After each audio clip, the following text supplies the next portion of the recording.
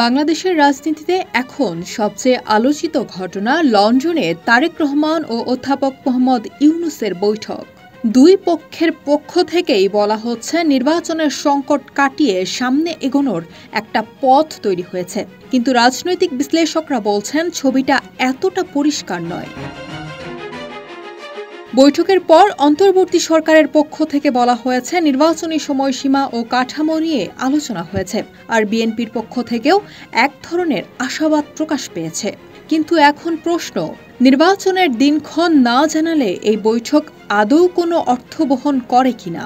সময়সীমা নিয়ে আলোচনার অর্থ হচ্ছে নির্বাচন হবে এই বার্তাটা দেওয়া, কিন্তু স্পষ্ট তারিখ, রোডম্যাপ বা আইনি কাঠামো এখনও অনিশ্চিত।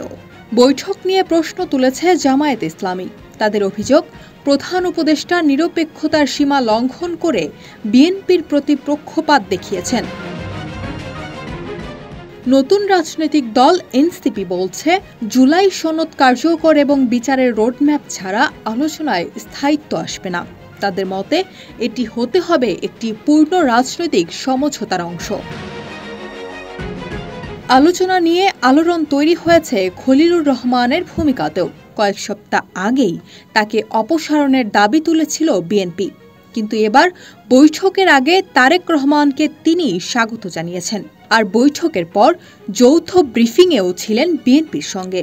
এটা স্পষ্ট যে পর্দার আড়ালে কিছু নেগোসিয়েশন হয়েছে, হয়তো বিএনপি কিছু পুরনো দাবিতে নমনীয়তা দেখিয়েছে।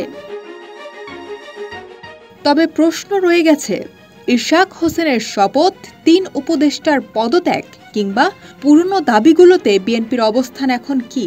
বিএনপি বলছে তারা এসব দাবি এখনও তুলে ধরছে, তবে আলোচনার স্বার্থে অন্তর্বর্তীকালীন নমনীয়তা রাখছে।